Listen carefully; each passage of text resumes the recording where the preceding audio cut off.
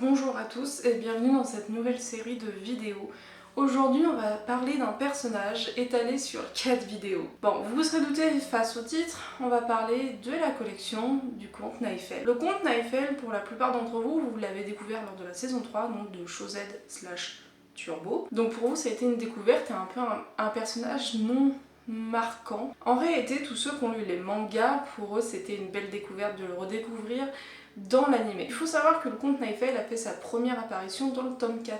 Ce tome-là, il a fait son apparition dans ce tome-là, au dernier chapitre. Pendant toute la première, la seconde et la troisième saison, le conte Naïfel fait des apparitions dans les mangas, et pas que dans l'anime. Il a beaucoup d'aventures, notamment avec Valt, où il va plusieurs fois combattre avec lui, ou aussi bien avec Aiger. Le conte Naïfel, c'est un personnage un peu mystérieux.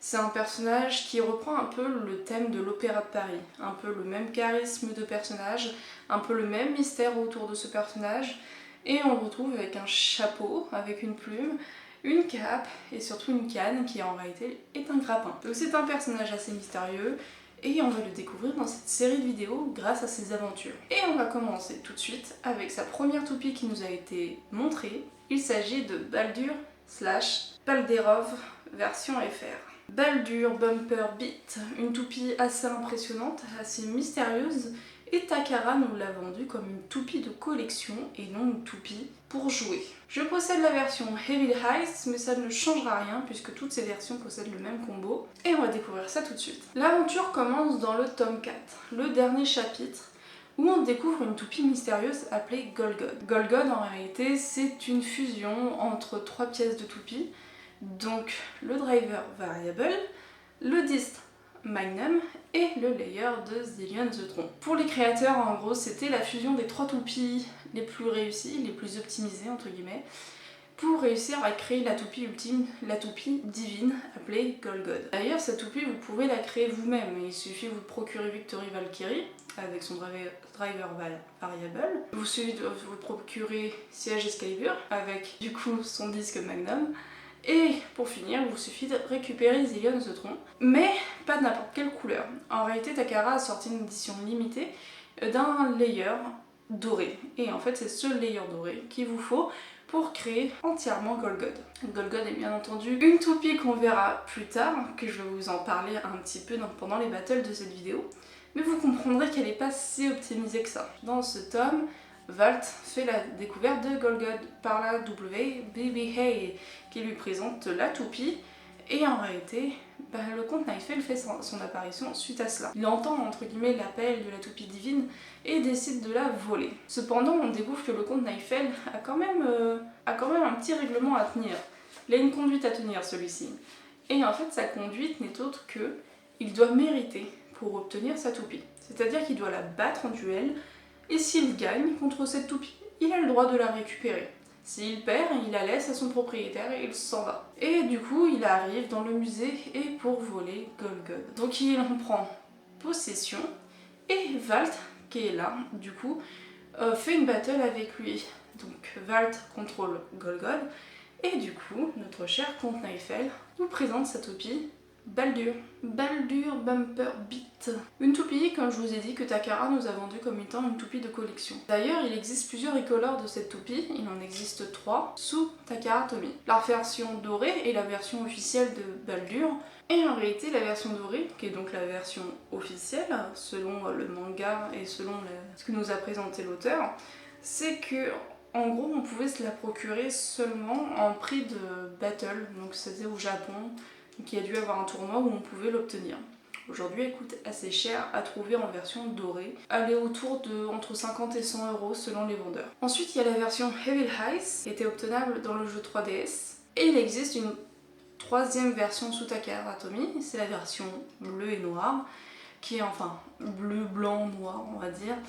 Et en gros, on pouvait l'obtenir dans un Bay Terminal, donc c'est un jeu d'arcade où en gros, on pouvait, en gagnant des points en jouant à ce jeu, on pouvait gagner la toupie. Et sous Hasbro, je vous affiche maintenant, et vous pouvez la retrouver, donc il existe pareil 3 modèles sous Hasbro, qui sont principalement sortis sous Quad Drive, et voilà, ils s'affichent à l'écran, donc profitez-en pour avoir les références. D'ailleurs, à noter qu'Hasbro en fait ont été plutôt satisfaisants, puisque eux ont plutôt proposé une évolution à Baldur plutôt que reproduire la même toupie, qui est quand même quelque chose de très notable venant d'Hasbro.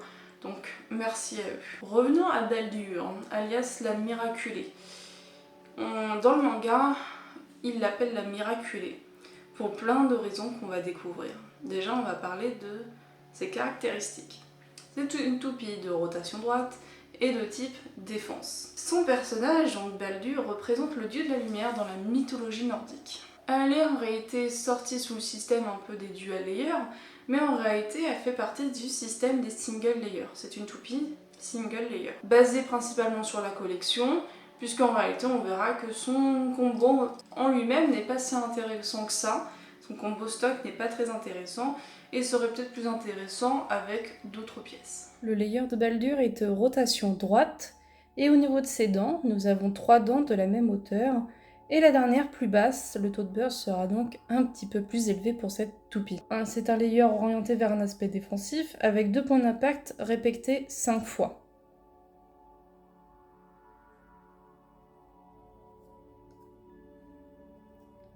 Il va offrir un aspect très offensif, surtout à rotation droite. Combiné avec son taux de burst élevé, il reste un layer défensif avec un certain manque d'aérodynamisme. Il sera donc plus efficace si l'adversaire est en fin de rotation.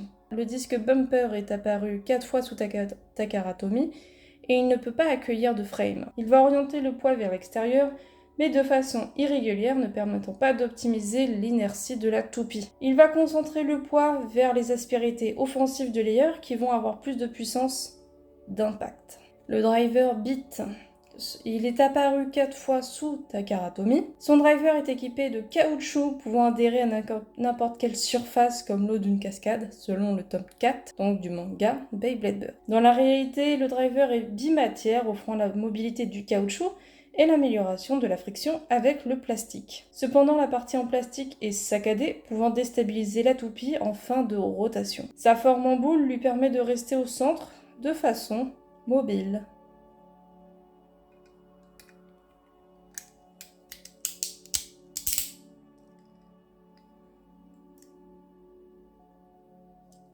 Je vais faire affronter Baldur contre Golgod, donc je l'ai reconstitué comme je pouvais.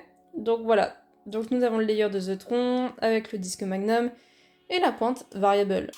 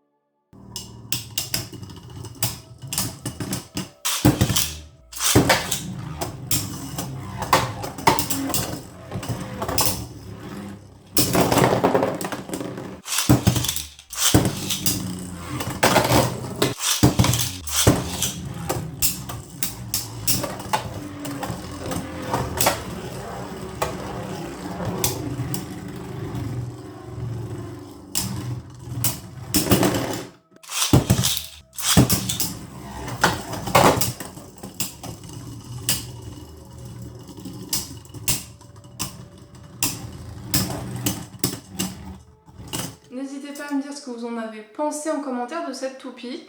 Personnellement, je l'affectionne beaucoup. Je voulais au départ la version dorée, mais finalement, toutes mes autres versions sont en version Shadow. Et donc du coup, j'ai préféré prendre la Heavy Ice, qui se confond très bien avec les autres toupies du conte Neifel.